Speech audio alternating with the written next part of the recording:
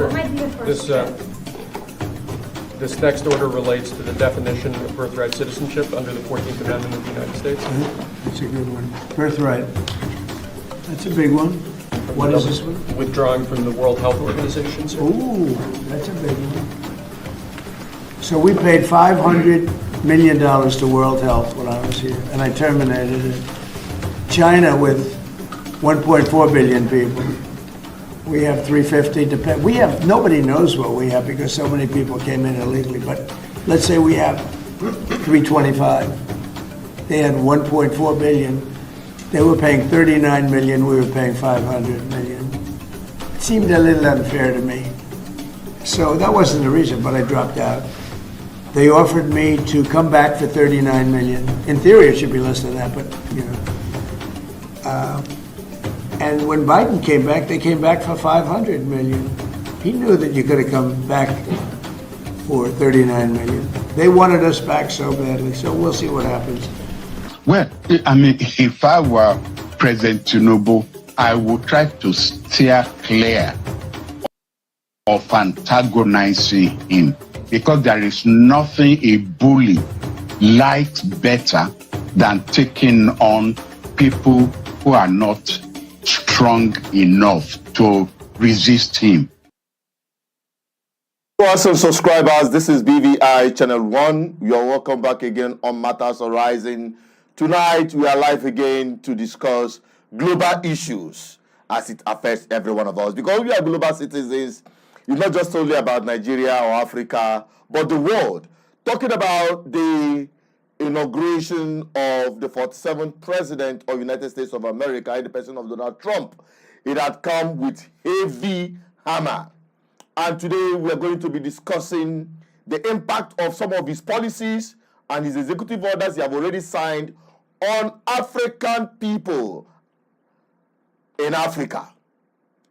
All right, we are going to be looking at some of those ways and some of the issues that will impact your life in Africa and how we Africans should begin to do adjustments, especially the political class in Africa.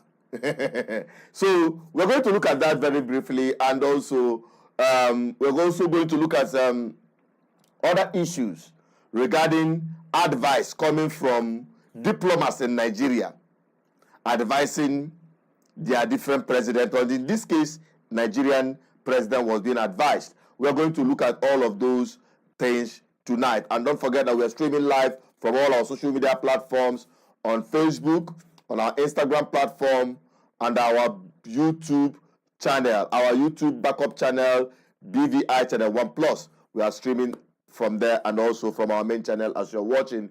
Thank you for joining. I still remain as Suchero Peters. Tonight, let us begin with the Trump executive orders that has raised dust and the ones that could impact in your life. I'll be right back. Don't go away. Sir, this next order relates to the definition of birthright citizenship under the 14th Amendment of the United States. That's a good one. Birthright. That's a big one. What about that one in the court? That one is likely to be passed. Could be. I think we have good grounds, but you could be right. I mean, you'll find out. It's ridiculous. We're the only country in the world that does this with birthright, as you know. And it's just absolutely ridiculous. But, you know, we'll see. We think we have very good grounds. What is this one? Withdrawing from the World Health Organization, sir. Ooh, that's a big one. So we paid $500 million to World Health when I was here, and I terminated it. China with 1.4 billion people. We have 350. We have, nobody knows what we have because so many people came in illegally, but let's say we have 325. They had 1.4 billion. They were paying 39 million, we were paying 500 million. It seemed a little unfair to me. So that wasn't the reason, but I dropped out. They offered me to come back for 39 million. In theory, it should be less than that, but, you know. And when Biden came back, they came back for 500 million. He knew that you could have come back for 39. They wanted us back so badly. So see what happens. Mr. President, Pretty. China pays 39 million, and we pay 500 million. And China's a bigger country. Mr. President, you spoke about inflation today in your remarks. What actions are you taking today that will have a direct impact on Americans? Energy. And then they're back to it. You know, they hurt it really badly, and then they went back to it, and they started drilling more. But by that time, it was too many of these things that we're signing, and that is going to be stopping of energy. We'll be taking a lot of money from energy, more than anybody else. We're going to make a lot of energy. European index of 20 equivalent.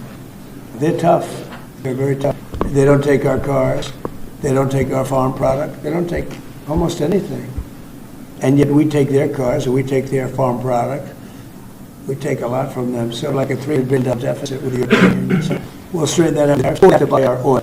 The one thing they can do to catch up quickly, buy our oil and gas. Will you travel And they should do to that. China this year? I could be. I've had the invite. Mr. President, she invited I would you do. to Yeah. come this year. Talking about the European Union and the tariffs, like, what do you mean to say that the European Union is part BRICS? Then a what? BRICS. You said Oh, BRICS. No, I was talking about BRICS. BRICS is 6 nations. I think it's 7 nations. And they were looking to do a number in the United States. And if they do that, they won't be happy about what's going to happen to them. Are you still considering a universal tariff, Mr. President, on all countries? I may, yeah, but we're not ready for that yet.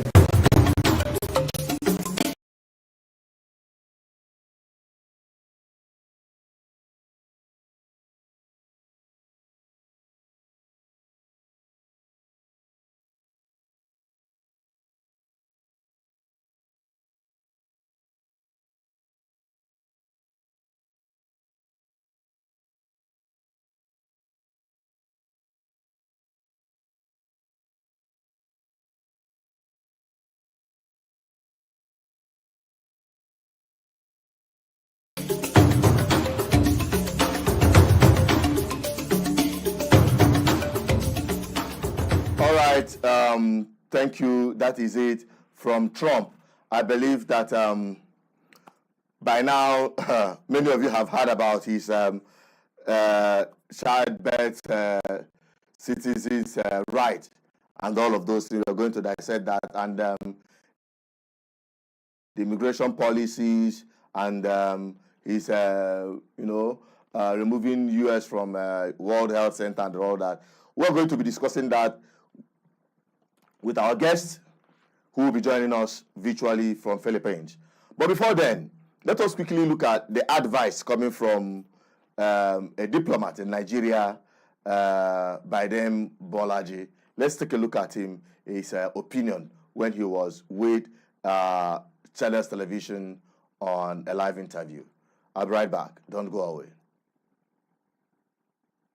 Well, I mean, if I were President Tinubu, I would try to steer clear of antagonizing him, because there is nothing a bully likes better than taking on people who are not strong enough to resist him. You know, there is that African proverb, if you are not strong enough to take on a bully, and you take him on, you are just even going to suffer more for it. It's like because Muhammad Ali slaps me, I would then want to enter the ring to confront him.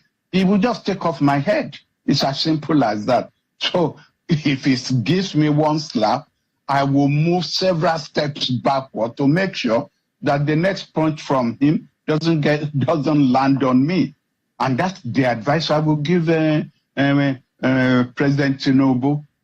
Try and avoid, having a confrontation with him, even if that means that he does things that annoy, or does things that steps on the interests of Nigeria.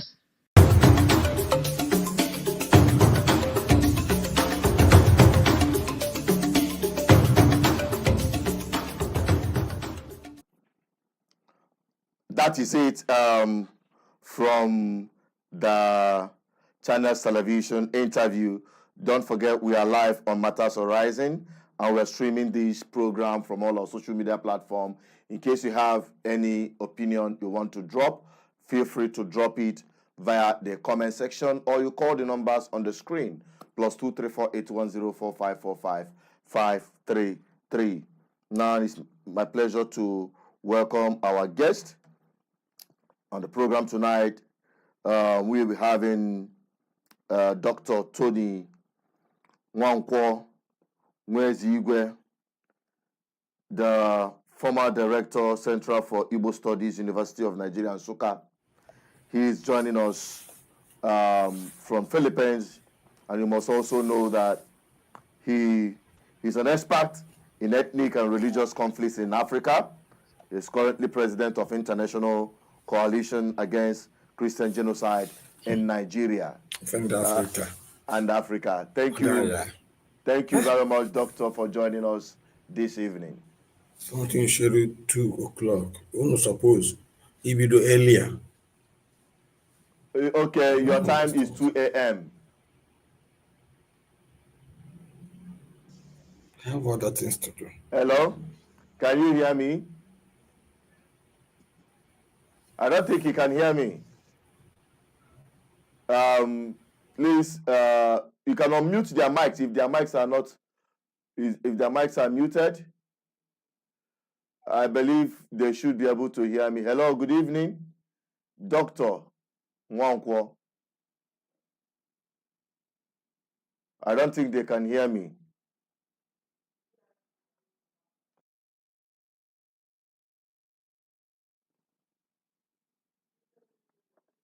They cannot hear me.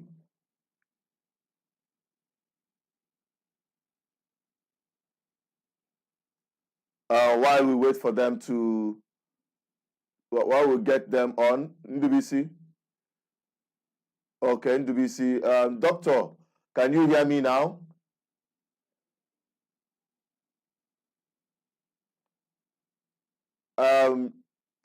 It's a technical problem. Go on doctor's line and check if you have a problem there, so that we get this thing up. Mute and unmute it again so that you'll be able to. Hello, doctor. Can you hear me now? Ndubisi, can you hear me?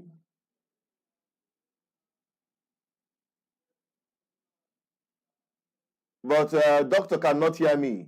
Doctor, can you hear me?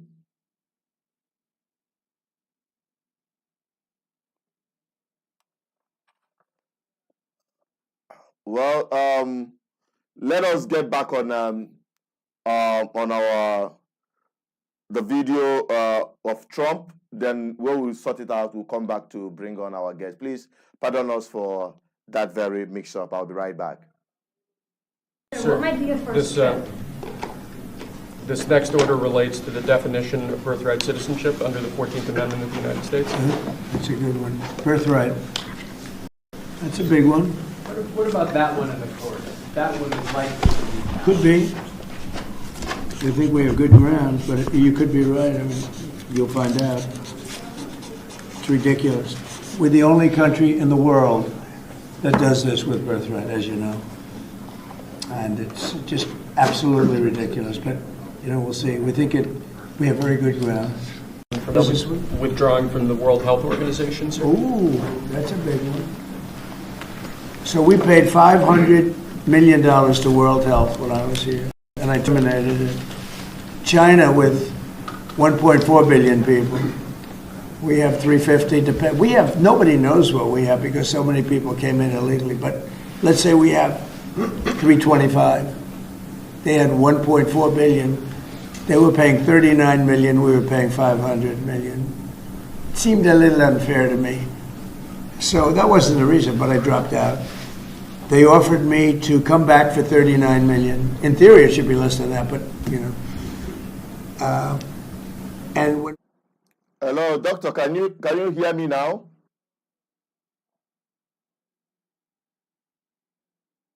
Okay, because okay,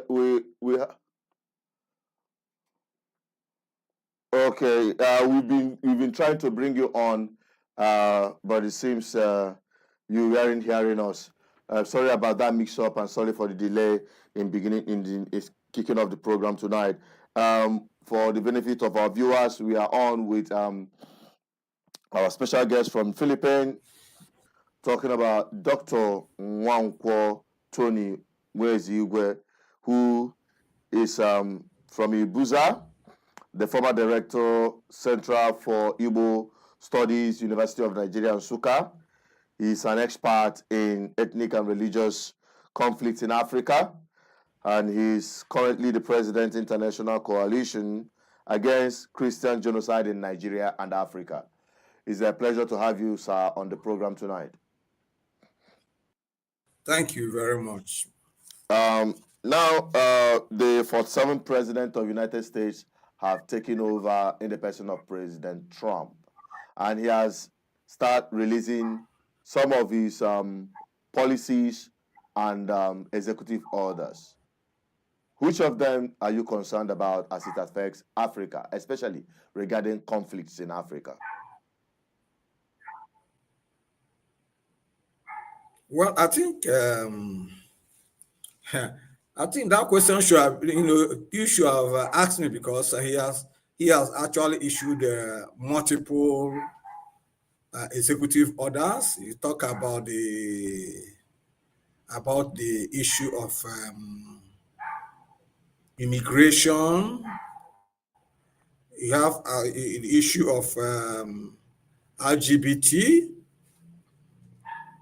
and of course other ones. Yes. So I think I'm at home with all the executive orders he made. So it depends, on the circumstances or the trajectory of your questions to me, so I can air my view. No, the trajectory of what we're talking about, the impact of some of those policies, beginning with immigration, for instance. What impact do you think is going to have on Africa? I think the basic point is this. We have to understand the internal dynamics of American system. Much of the people who are actually migrating into America from Mexico are from the Latin world, are from South America. Only few Africans are able to travel all the long journey to Venezuela, Colombia, and then come that way. But the major concern with Trump is that of Latinos. I mean the Central Africans who are actually dominating, the lower jobs of America, and not the blacks, and not Africans. They say so. The major targets are not Africans, but the Latin Americans who have the opportunity to leave their homes and come over to that side. So I don't think it will impact more on Africa. Okay, when you say it doesn't affect Africa the more, I think it has a way of impacting in Africa, especially talking about the mass migration. We are looking at Africa that has a lot of mineral resources. We've seen a breakdown of governance in Africa, and we've seen a lot of conflict that have made African people to migrate, not just to America, but outside Africa. Does it give you concern that Africans are living in their grooves, especially with this modern expatriate, as they call it, highly skilled immigrant route many people are choosing, which is what I consider a modern slave route to extract the best of African human and natural resources. Now, the policy of Trump somebody like me is seeing it as a way to discourage Africans from migrating from Africa, to discourage Africans and encourage them Africans to stay back home, especially with the pipe dream of American dream, going to pursue American dream, whereas your homeland is deserted, your land is marred with conflict, your land is marred with bad governance, resulting to poverty, hunger, and several sicknesses which African people are trying to cope with. Now, with the position of Trump, they say is anti-immigration policies. In as much as I can agree with you that majority of the people who are flooding into America are from the Latinos and the rest of them, those surrounding countries. But yet, significant number of Africans are leaving Africa in droves. And do you buy into that mentality or ideology of Trump, encouraging people to stay back in their homeland and fix their homeland by themselves, especially in a place like Africa where people will help corrupt politicians to rig elections? Then the impact of bad governance, when it hit on them, they all start running away from Africa. How do you look at that? That is the area we're looking at it. Okay, generally, restriction of illegal immigration. They're talking about illegal immigration, and this is not only limited to America. It's limited to Britain, to Europe in general, and to the Arab world, and so on and so forth. The result, the major impetus impelling such migrations arose from the misgovernance of our nation, mismanagement of our resources, and the oppressive stances of the ruling class in Africa. I have my own, I am a refugee here. I'm a refugee here in Philippines. Ordinarily, I should be in my institution teaching at University of Nigeria, like my other colleagues. The circumstances led me to move. So we need, Trump's, although Britain actually tried to do it when they try to limit, where they are still, the policy is still on to limit immigrants to the British Isles. And of course, the consequences are very, very there for them, are very, and also very, very good for Africans. But the point is, you are telling people, you are turning people back to their country without taking commensurate action to make sure that those people who are causing the migration of our people from their homeland to Europe in search of the golden fleece, that they are put into account, that actions are accountable. European countries don't do that. So it's not a question of stopping people from migrating from their homes, coming to America, coming to Europe.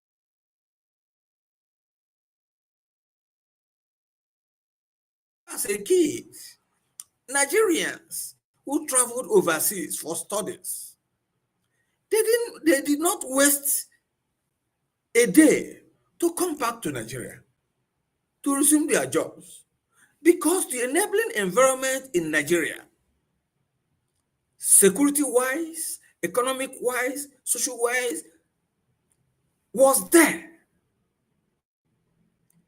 This time, if you're sending, I could remember, I don't know how many postgraduate students my University of Nigerian School sent overseas that actually came back. They never came back to take up their jobs because the enabling environment to sustain their profession, to sustain their ambition was not there. It's absent. So the European Trump, yes, has done it to encourage people from leaving their homes. But Trump should go further by making sure that those African governments that created those that start those unsavory situations that force their citizens out of their countries are brought to book, are compared to be more patriotic towards the welfare of their people. So it's a two-way action. You drive people, then you stop people from coming to your home, but you also stop those governments from oppressing their people.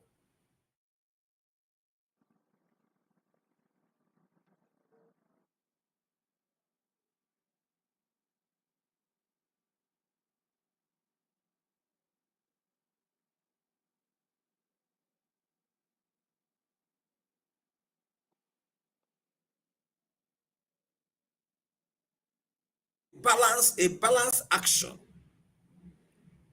between those fleeing their country and those causing the situation, causing the crisis, the conflict that led to their leaving their country. Okay, so what you're saying in essence is that there should be a kind of sanctions on some of these we are looking at African leaders who have caused a lot of bad governance that have triggered the crisis in Africa and pushing people to migrate away from the land. If that is the case, then that is acceptable. Now, it's not just sanction. If possible, initiate moves to remove them from power. They do not have the constitutional right or role to remove any government in power. It is left for we Africans living in Africa to do that, despite the fact we know the role some of these international communities play, and also some of these first world countries play in influencing who becomes leaders in Africa.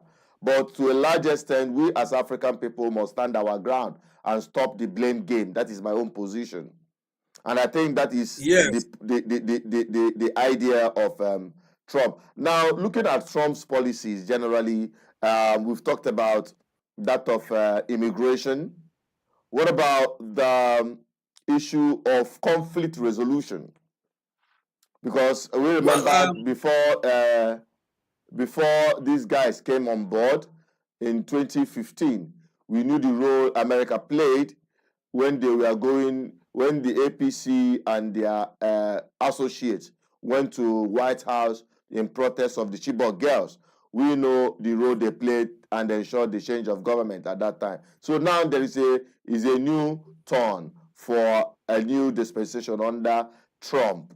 What kind of conflict resolution are you looking at coming from the Trump policies? Do you think that he's going to have any impact, especially in fighting terrorism and the continuous annihilation of Christian minorities in northern Nigeria to start with? Thank you very much. This has been the problem I've been having with some of my kinsmen and colleagues in the United States of America, who were against people supporting Trump. I told them, if you ask Nigerians to vote for Trump, 100% will vote for Trump. Now, let me begin. In 2018, President Buhari paid an official visit to the United States of America under Trump's invitation. During the Oval Office meeting, let me quote part of the remarks President Trump made in respect of Nigeria. Quote, also, we have had very serious problems with Christians who have been murdered, killed in Nigeria. We are going to be working on that problem.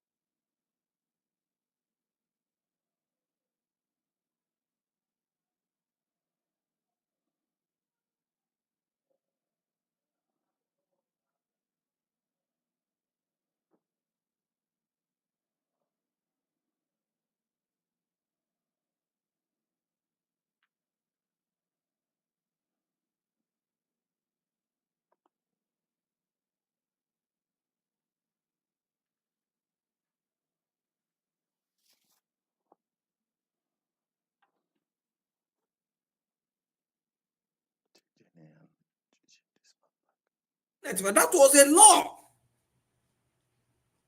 passed by the Congress with a fine imposed that if you fail to do it,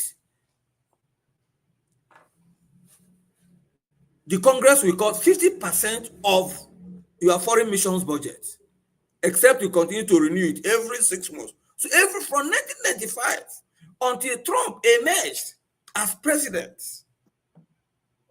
in took over in 2017, it was a case of renewal. No American president was bold enough to put that law into action. And Trump said, look, I will transfer the capital of Israel from Tel Aviv to what? To Jerusalem. And he did it. Heaven did not fall. Trump is somebody who says, I will do this. Look, what he achieved. You are talking of, are we talking about the Middle East conflict? Well, if you now talk of Abraham's Accord, where Trump was able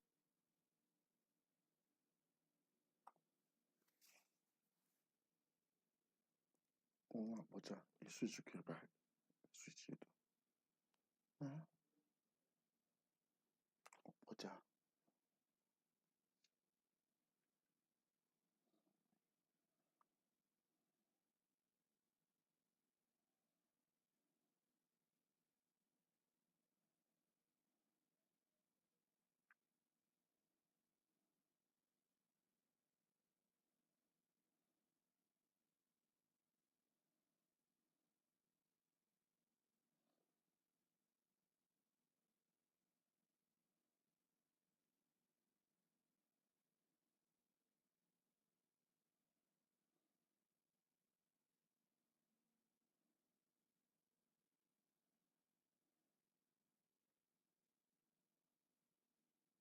Mm.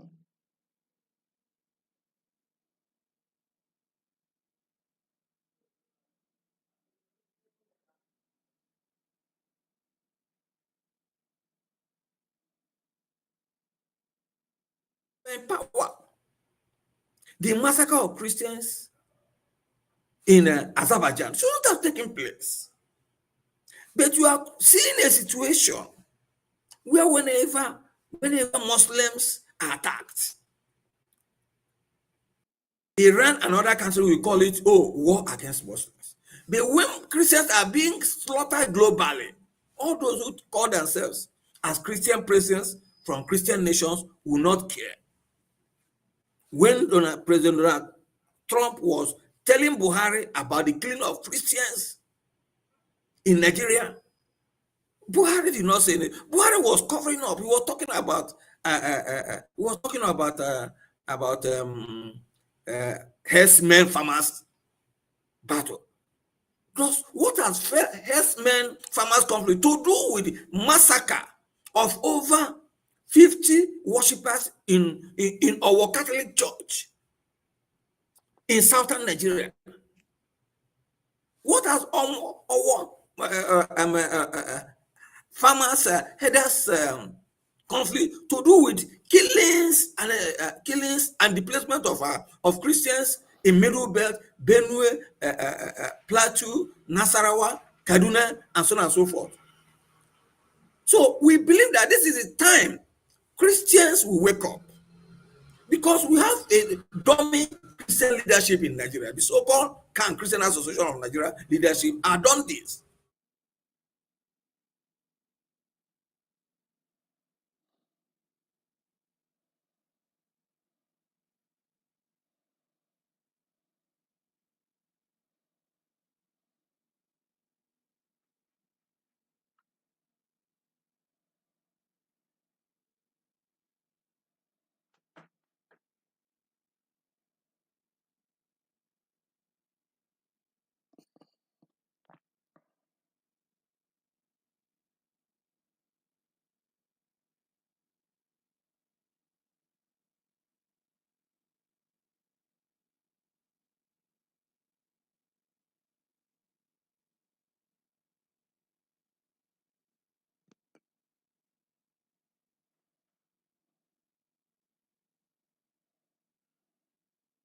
Indirect rule system.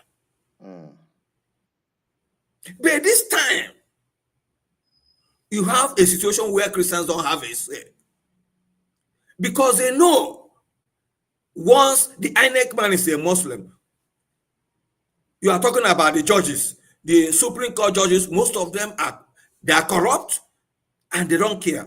All they know is intimidation. So this time, Nigerian Christians will not only, they've been praying for Trump to win. Now that he has won, we must try to utilize all available opportunities to make sure that our rights are sustained. Because what are problems with various Democrats, president of Democratic Party, is that they've been pro-Islam. They've been pro-Muslims against Christians, even though America is a Christian nation. We are talking of Obama. What did Obama bring to us as African-based president, rooted president? Nothing. Now we are talking about other things. What did he do?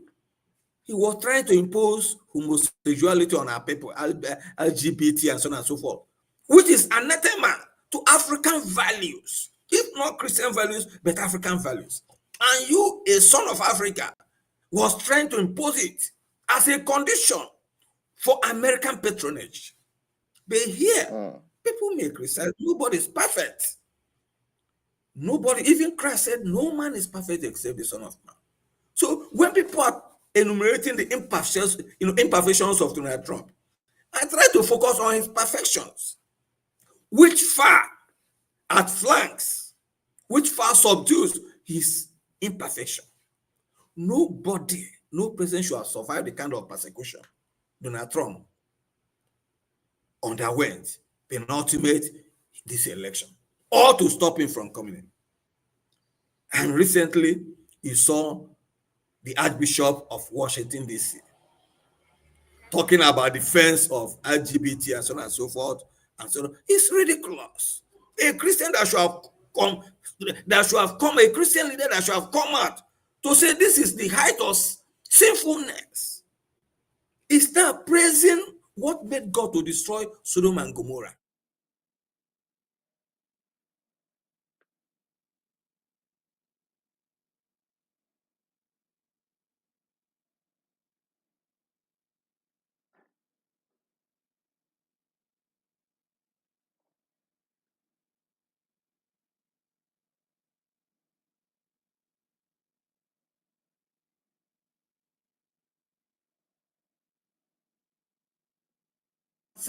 As the foundation, as the signpost of Islamism.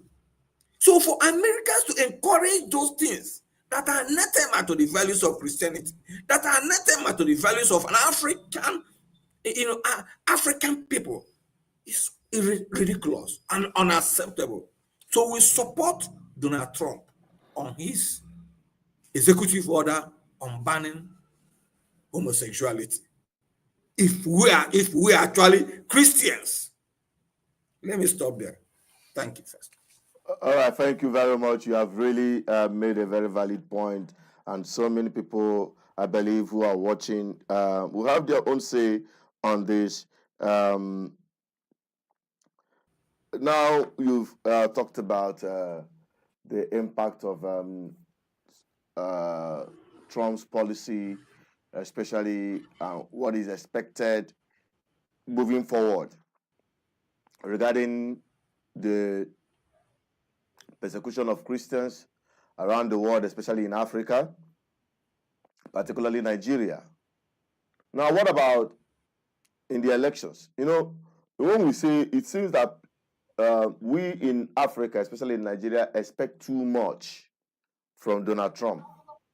And some people who I've spoken with who are in America will say otherwise, that we are expecting too much from this man that will have nothing to offer. Now, talking about the issue, we've talked about the migration issue, we've talked about the religious issues, moral issues.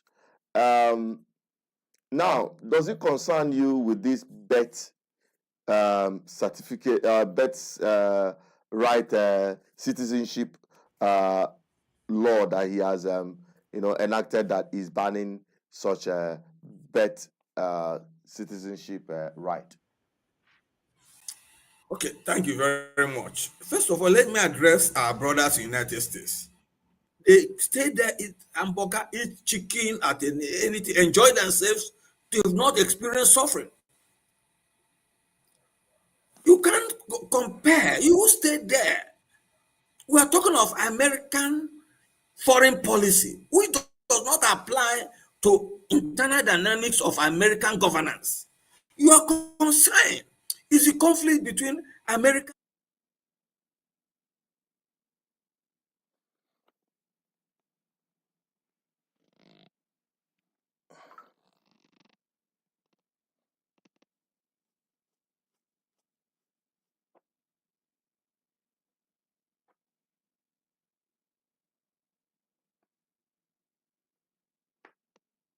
Thrown away. Ethnicity and religious extremism is worse than racism, because you are not talking about injustice committed by an African against his fellow African. You don't compare with injustice committed by European against African. They are two different things. And those are Nigerian. Let me be specific. I'm not just talking about Africans, but the Nigerians in diaspora, especially in America, are very naive politically. They're very naive when it comes to American foreign policy. Take the Jews in particular. The Jewish population is a minor, it's an infinitesimal percentage of the entirety of American population. But there's no American president, either a Democrat, a Republican, who does not take into consideration the need for America to pursue a Jewish-centered policy in the Middle East. We have never seen our people in the United States of America going to lobby to make sure that the United States of America, the presidency, whichever comes into power, takes African-centered or Nigerian-centered or Christian-centered policy for Africa in their foreign affairs. They don't do that. They're just telling us, you don't know anything in America, you don't know anything in America. That is not our, we mustn't know everything about America. You have to invest to defend your people. That is why an American Jew can decide anytime to abandon his job and go to Israel and take up arms to defend his country. But now, we expect our people in America to be pursuing their right to vote. Americans staying in foreign countries have right to vote.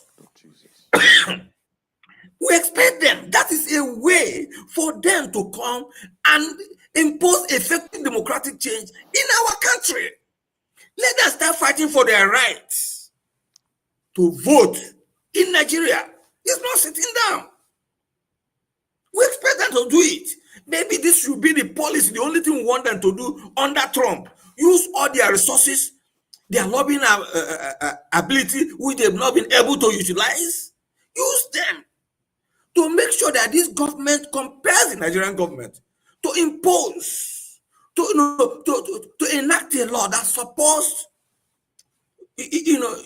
foreign Nigerians outside the country to vote during elections, just as Israelis do, just as the Americans do, just as the Europeans do. Because wherever you are, and you are still a citizen of Nigeria, you have electoral rights to decide the progress of their country. You have electoral right to decide who rules your country.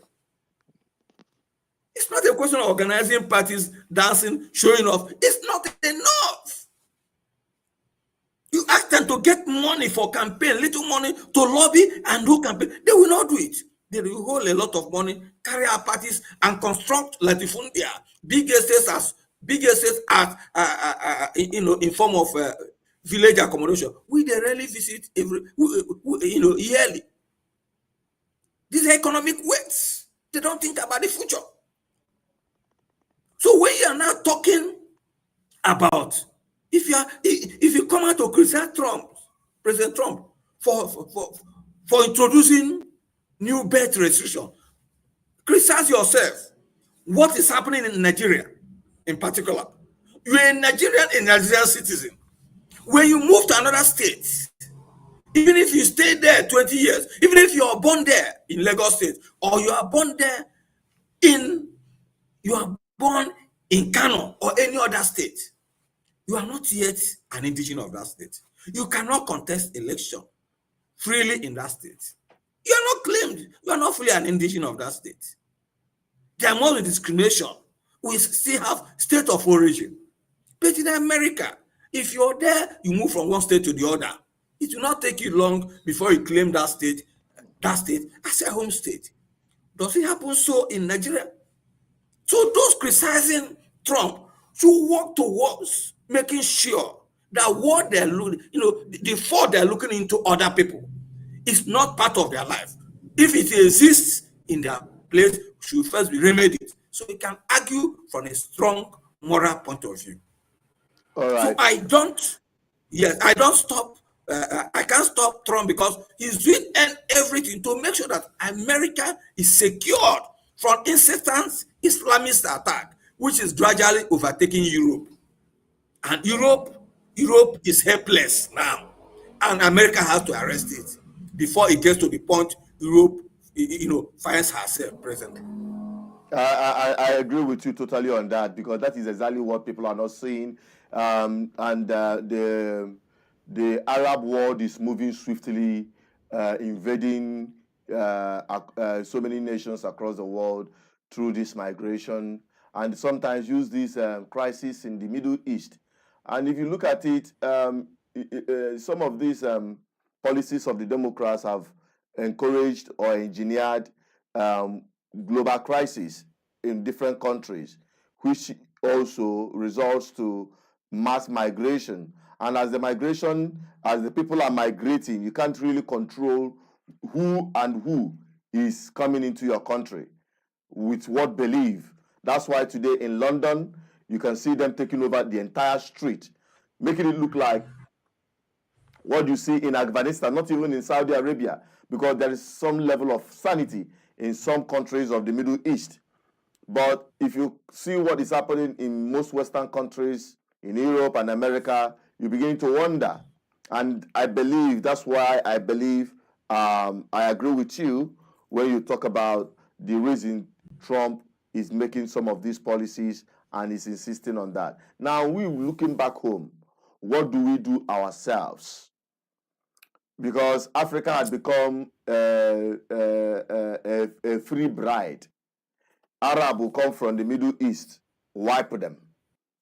The ones from the Western world will come from the America and Europe, wipe them. They take everything, hook, line, and sinker, including from Asia. What will Africans do to stand on their feet? What will Africans do to put a stop to all of this, making themselves be at the receiving end of global crisis? The point, yes, thank you very much. The point is that the West is either they're hypocritical, which is coming against them, or they are weak because of the petrodollars of the Arab war. For instance, the United Nations Convention on Refugees, 1951. If you look at it, no Arab nation adopts it. No Muslim nation. What it means is that all the Arab nations, both North Africa and the Middle East, and even other major Arab nations in Asia, like Indonesia, they don't accept refugees. But then, they encourage their people through either the Commission of Crisis or by the incident of persecution to move to Europe. And it's part of their discreet, or do I say stealth Islamization of their system. They move into Europe. They create an enabling environment in their homes that pushes their people outside the country. They move through into Europe, where there's freedom, where there's care and welfare. And they go there, they utilize it and try to impose this same culture, this same oppressive culture they are running from. Try to impose it on the people that even accommodated them. That's the difference between African refugees and Arab Muslim refugees. An African refugee, like a Nigerian, comes into your home, adapts into your system, learns your language, and tries to live according to your customs, according to your values, in order to curry more favor from you. Before the Arabs and Muslim world, they come into your home with every, not minding the kind of hospitality, the level of hospitality you grant them. They come there to impose their own idea, the same antiquated idea of violence, Sharia, and so on and so forth, on you in their own country. And European and Christian countries are seeing it as a form of liberalism, as a form of freedom. When freedom moves beyond the optimal level, it becomes reckless. And when a freedom becomes reckless, it's no longer freedom. It becomes a bondage. So in the case of Africa, because you will ask, the point is that the African nations, the African Christians are naive about their history. They are corrupt. When you are corrupt, you lose the moral dexterity to bring value judgment into your life. And that explains why when oppression comes into your nation, you don't look at it objectively. You look at it from the political, point of your selfish interest. Otherwise, what is happening in Nigeria today, what is happening in the Sahel region, Niger, Chad, Burkina Faso, Mali, and so on and so forth, shouldn't have taken place. But you could see how these people are gradually extricating themselves from the shackles of French colonialism. Because of this oppression, you've been there as a colonial master. You didn't solve the problem. You've been there with your troops. You've not been able to push out your troops. Here in Nigeria, from Boko Haram to ISIS, from ISIS to herdsmen, from herdsmen to bandits, from bandits, another, another insurgency has also emerged on northwest angle, Kebbi State, all driven by Muslims. And you feel if the present government in Nigeria, who are Muslims all through, are serious about curtailing this insurgency, that they will not do it. It took the Nigerian government 30 months to quell Biafra, a secessionist regime. Now it's taking the country more than 10 years to quell ordinary insurgencies. And most of the soldiers that are being sent to war from are Christian soldiers, gradually slaughtering the Christian army officers and soldiers in the battlefield. And that is another form of state jihad, state cleansing, ethno-religious cleansing in Nigeria, which most people don't want to go to. Nobody wants to speak. You have Christian leadership that are only interested in paying tithes, in making money, buying private.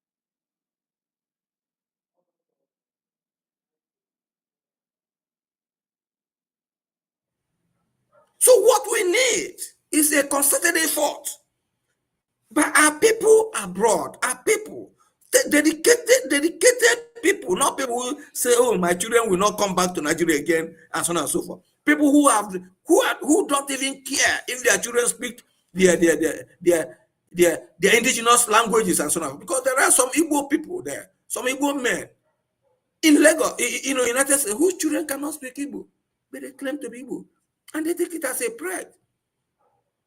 But if you claim to be a Jew today, the first thing is how to learn Hebrew.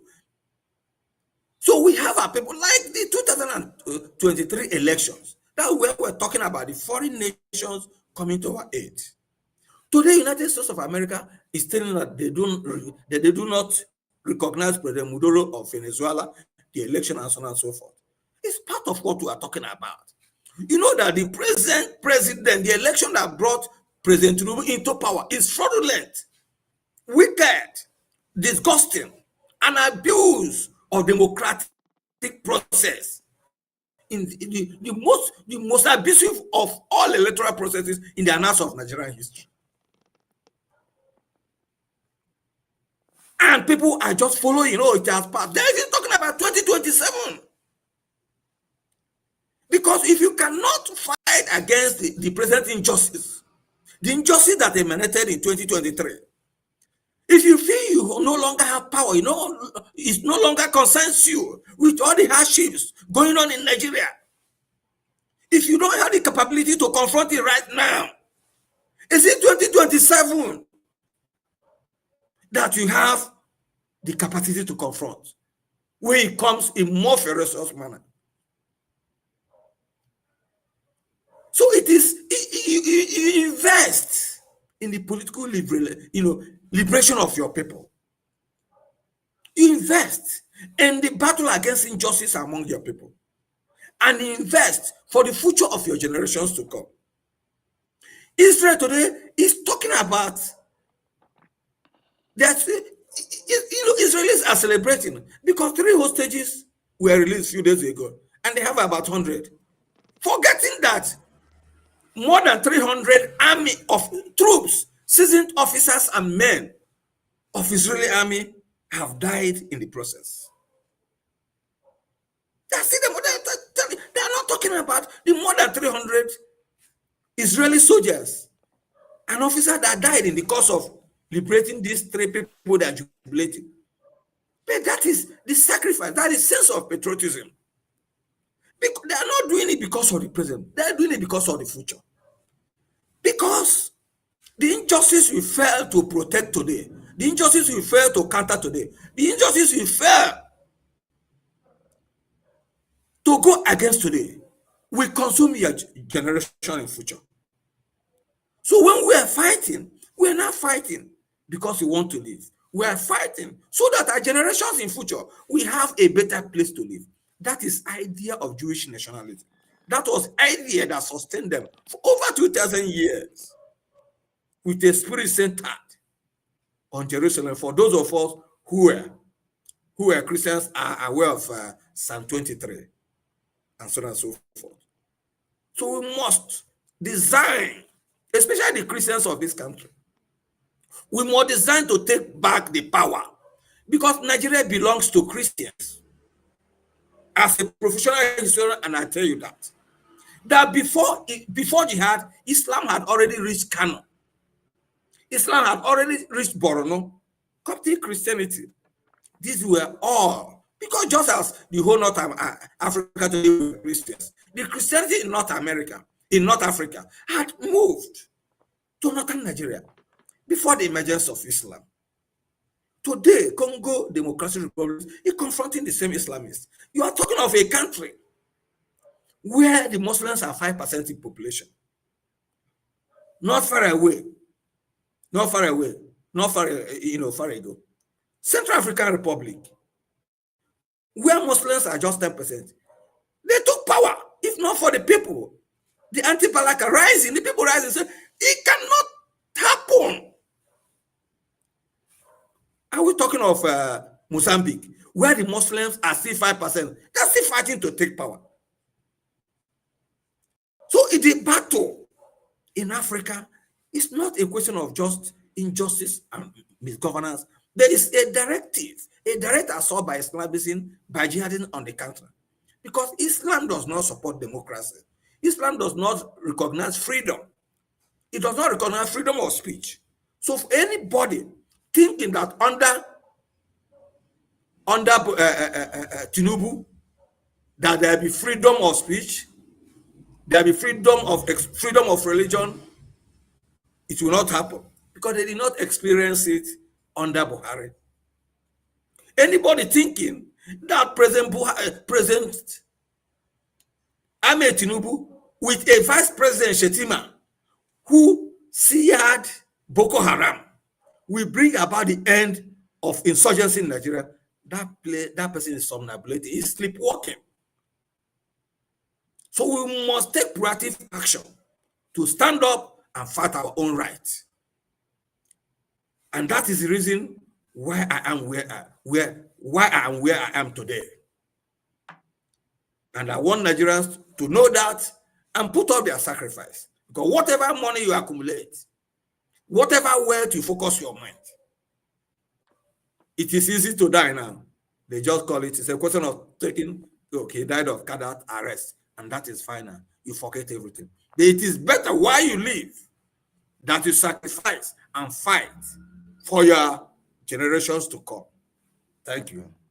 Thank you very much. It's a pleasure to have you, Doctor, on the program. And I believe what you said is a clear awareness campaign to conscientize the people, because it's all about the people to self-actualize their path and focus on ways to liberate themselves ultimately from bad governance, because everything you have narrated is all coming from bad leadership. And that is a shift in paradigm on what is obtainable before Trump came back again as the 47th president of America. And we really appreciate your time joining us tonight. We had a couple of people who had made their comments, but because of want of time, we will not be taking those commentaries today. Maybe subsequently, will we have the opportunity of taking commentaries. Prof, all you've said is really very significant. if only the people will be able to, dissect this information and position themselves when the opportunity provides itself, they should take advantage of it to redefine governance in Africa, because that is where we'll be wrapping it up. The governance in Africa. Governance in Africa is the root of all of these things that are happening in Africa and beyond, why the people are suffering. So, in your own opinion, what must be done? And from there, we'll start wrapping it up because we are done for today. Yeah, just as I said, there are more proactive reaction. Presently now,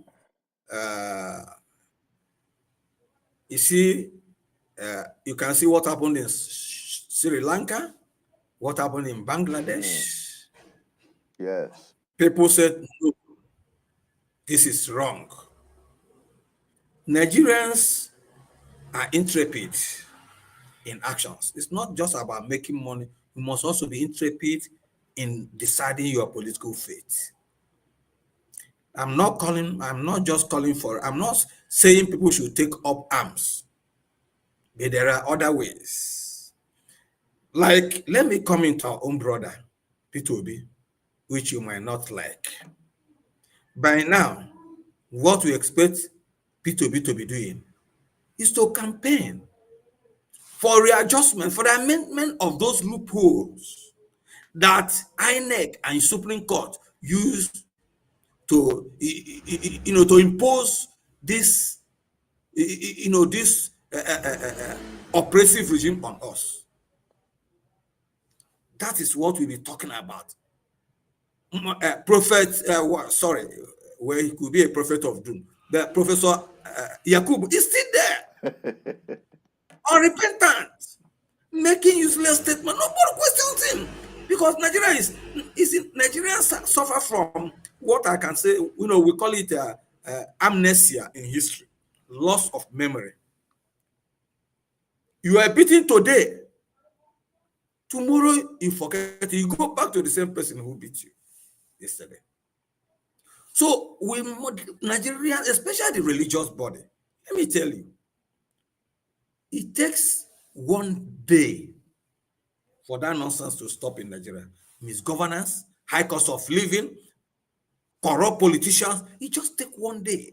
People are serious. If all the people, if all the churches in Nigeria, let me even leave the imams, if all the churches and all concerned Nigerians who are suffering today said today is the end, we need a change, and troop into the streets and say this government must go. We need a new constitution that will be people oriented. We need a new regime that will go with the conscience of the people. We need a new regime that will be constitutionally tailored in such a way as to safeguard democracy, security of lives and property in Nigeria, and troop into the streets. Let's see how many people, the army and the police and other security agencies, who are also suffering like the people we kill. Because their conditions are not even many. If you're a policeman or your army, you are killed today in action, before even your children or your wife is giving your benefits, they're driven out of their quarters, your official quarters. Even to get the gratuity is a problem. So they know that Nigerian system is corrupt because you're a civil servant. You are not even sure of your pension. Those who worked many years ago still struggle to fight for their pension. But in America, in Europe, in other ways, even in Philippines here, where I am, if you retire, you are assured of your pension. So if you are assured of your pension, your regular pension, why can't you be dedicated in your job as a civil servant? It is the fear of after work, the fear of after job, the fear of after engagement that even often drag people into corruption. Let me steal more so that when I leave, I'll be able to sustain from my stolen items. Otherwise, I will go through that same problem of not being paid my pension and so on. So we need a general re-engineering. And the general re-engineering cannot be effected by the current crop of politicians in Nigeria. From the president through the National Assembly, the most corrupt National Assembly I've ever met. Not just corrupt, but dummy, impotent National Assembly. From that National Assembly, down to the states, to even to the grassroots, to the policeman on the road, who even sees his position as oppressive, as a tool to oppress the other people. The army on the checkpoint, who sees his uniform and gun as a tool to oppress other people. We need to re-engineer the moral setting of our nation based on nationalistic and patriotic principles. And that cannot be affected by the current regime. So we need a change. And that change, as I said, can be effected once the people decide to do it in a day. Let's see how many people, because those people that will even be killed cannot be up to the people that are being killed, kidnapped and killed every day and massacred every day. So if you come out, if you're afraid not to come out and enforce your right for the change, for positive change in your country, you continue to be kidnapped, you continue to be massacred, you continue to be killed, and nobody will take action on them. Tell me one Fulani herdsman, tell me one bandit, tell me one Boko Haram who has been brought to court and charged and committed for murder, for killing people, for killing Christians. None. They will hear about repentant Boko Haram, repentant this and so on and so on. Which means if you're killed today in Nigeria, that is final, because even the policemen are not safe. The army officers are not safe. So the idea of even running to the police because you are threatened no longer exists in Nigeria. Because the policeman will tell you that even himself is under threat. So Nigeria is not safe for anybody. Those who are killed, it's Nigeria now is somebody, you just get a hired assassin and give you a few naira because of the poverty, the prevalent poverty. He kills somebody, and what do they call it? It's no longer.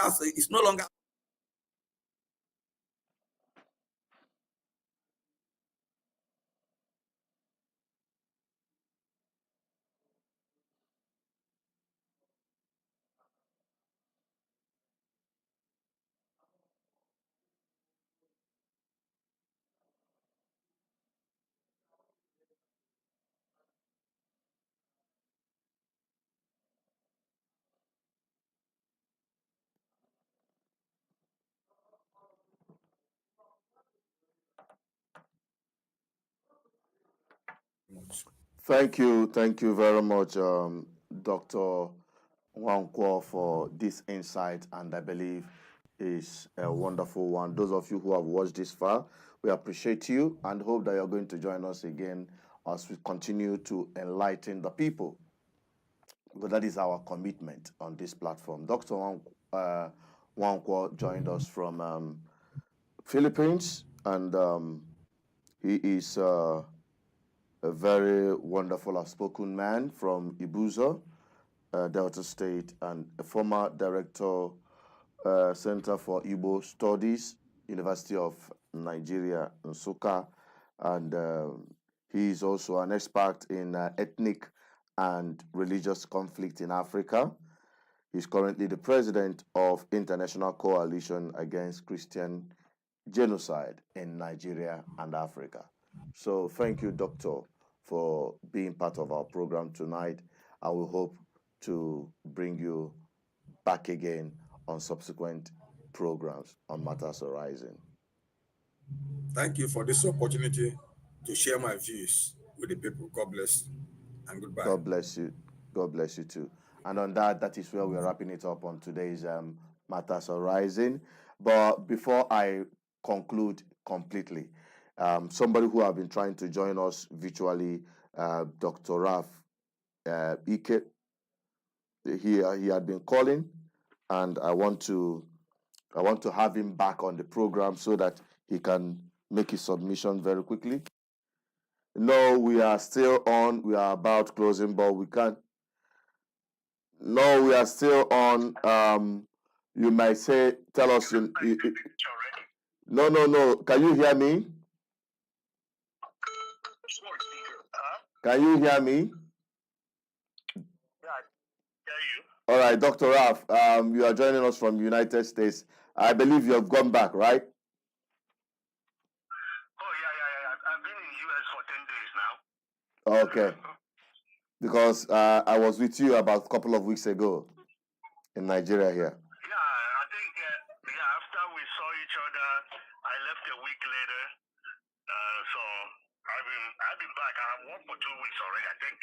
Yes, I have worked for 2 weeks. Okay, now give us your assessment because we are talking about the impact of Trump's policy, his executive order on Africa. You living in America, give us your brief, just very brief, wrapping up on your assessment. The only thing I wanted to put into this is that this is the same thing Trump did in 2016. Executive order is not a law. That is just writing executive order for popular. Executive order is not popular because it doesn't affect the law. It's like you're talking about border issues. Border issues, Trump cannot change it. It's the law that has been over there for 200 and something years. Trump, his grandfather is from Germany. The only people that own this land that we're living today, is the Native Americans. And the Native Americans have been pushed away. So he cannot do what he's saying. He knows, but it's a campaign thing. It's all that executive order that he signed yesterday or 2 days ago. All of them will be thrown out. He did the same thing in 2016. So I don't think it have any effect or anything. It's not going to change anything because of how the system works. The Supreme Court cannot change that. It's the law of the land. Okay. He says every country else don't do this. But every country else is not America. America is a country of immigrants. The only people that owns it have been pushed away. The only reason why he's doing this is that if you're coming from a perspective of non-white, you're not Hispanic and black people. That is really where he's focusing. Unfortunately, it's sad that it's like that because the white people that come from different countries to come to America and migrate to America, I don't know why they want to do that, but when they do that, they don't consider them immigrants. So that is just my opinion. All right. Now, are you concerned about the issue of we've talked about migration, birth, and all of those executive orders based on the fact that you say is not a law, but an order that can be thrown out and all that. Is there any positivity? I'm coming, sir, Doctor. With respect to Africa, we the people in Africa, where you come from, do you think that there is a side of Trump pushing for global peace, which will enable Africa to stabilize? And do you think that... go on. In terms of that, the only thing he will do for Africa is putting visa ban. That is all he can do. Like he did it in 2016. For him to stop, let me tell you, America do what is best for them, right? And what is best for them, where they can financially gain something, is what is best for America. So the only thing he can do is go to Justice Department and put visa ban in different countries, which is what he did last time. He will do this. Everybody will have to anticipate that he will do the same thing again. But in terms of changing the law, this thing he says, oh, I want everybody to pay their fair share. Last time he said the same thing. But things were the same way he is. Things were the same way until he left. That is just the reality. So you're saying that Africa shouldn't expect anything from this Trump, that his administration won't change anything in Africa? He might, to me, what he's going to do is to ban the Africans. That is what he's going to succeed. But he will not ban South Africa. That is number one. He will not ban like white Zimbabwe, or where you have white skinned Africans. He will not do anything to those countries. But because of his nature as a human being, he will do everything. Anybody that is, any country that is black people, he will do anything to stop those countries not to come. That is just the reality. The Mexicans that is blocking their borders, are they black? Can I say something? Okay, they are not black, but what do they have that Africans have? Their economy is a tank. He said last time he will build the wall. They never built the wall. Guess what? The people that contributed money to build the wall, he took it from them. They never built the wall. Those are campaign promises that is not going to fulfill. Do you know how many people that cross U.S. Mexico border every day that work in United States? You can't revoke those visas. You cannot revoke those visas because you need those people. In Trump, the people that mow his lawn are Hispanics. Those are the people that mow his lawn. You can't see him in doing that work. So it's going to be difficult for him to do that. The promises he made last time, he didn't. He didn't fulfill them. The only reason why he's keep on being a big deal that Trump is still in this stage is because nobody else can challenge Trump. America is not ready for a woman to be their president. And not only that, America cannot afford for a woman to be their president, talk less of a black woman. That is just the reality of America.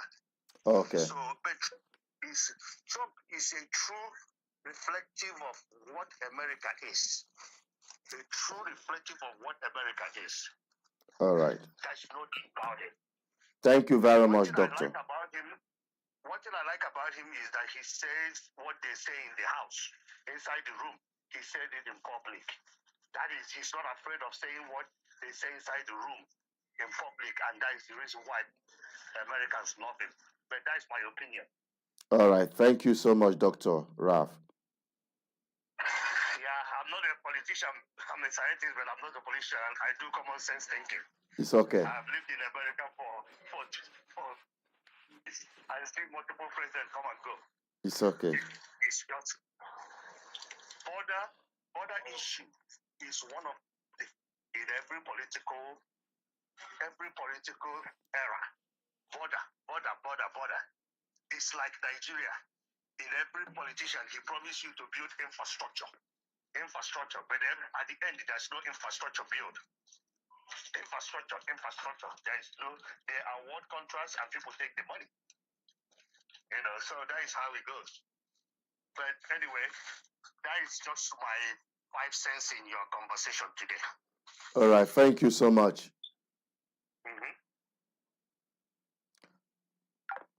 All right, Doctor. React to it very quickly so that we can wrap up because we are almost ended. First of all, that is why I don't agree with this my kinsmen United States of America, because they don't think the way we think. It's not about people coming that, Trump's grandfather came from Germany. It's not the issue. The issue that Trump was talking about illegal immigrants. He's talking about illegal immigrants.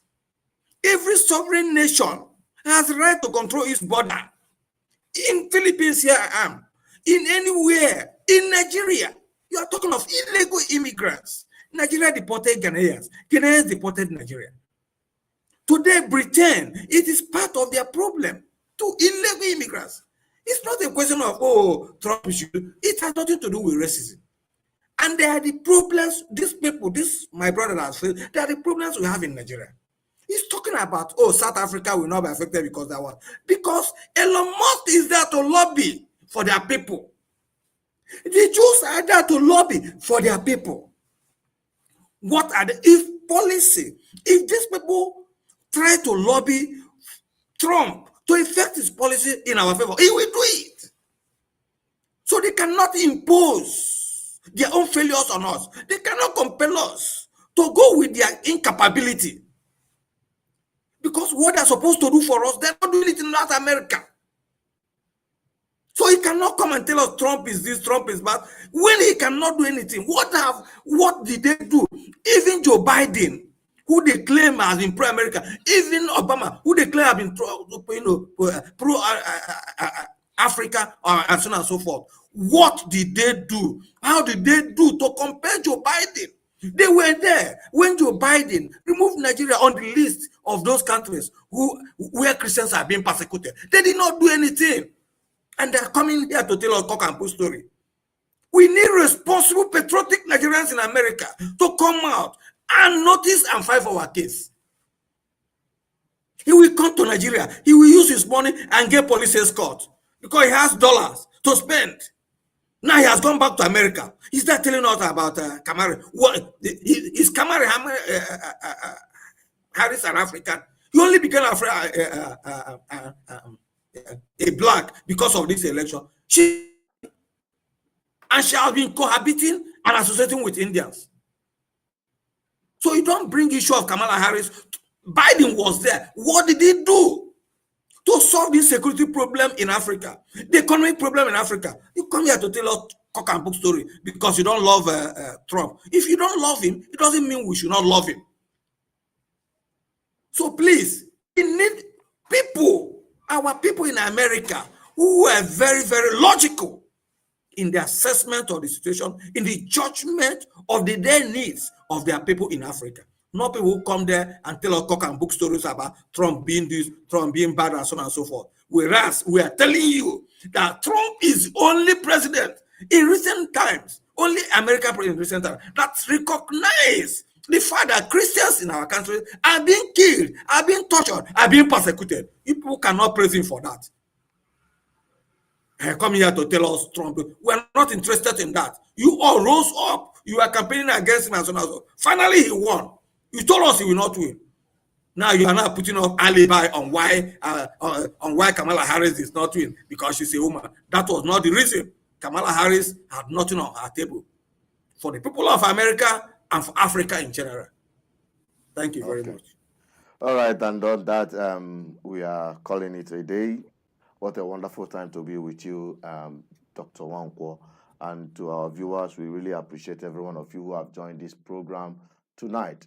Okay, it would have ended long before now, but we just had to take that call from Dr. Raf, who called us from the United States of America.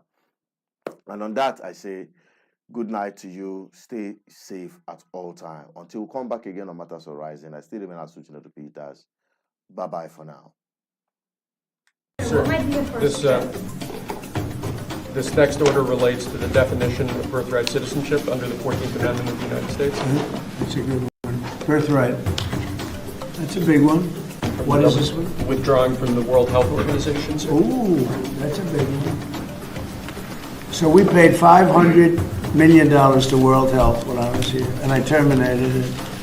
China with 1.4 billion people. We have 350. We have, nobody knows what we have because so many people came in illegally, but let's say we have 325. They had 1.4 billion. They were paying 39 million, we were paying 500 million. It seemed a little unfair to me. So that wasn't the reason, but I dropped out. They offered me to come back for 39 million. In theory, it should be less than that, but you know. And when Biden came back, they came back for 500 million. He knew that you could have come back for 39 million. They wanted us back so badly, so we'll see what happens. Well, I mean, if I were President Tinubu, I would try to steer clear of antagonizing him because there is nothing a bully likes better than taking on people who are not strong enough to resist him.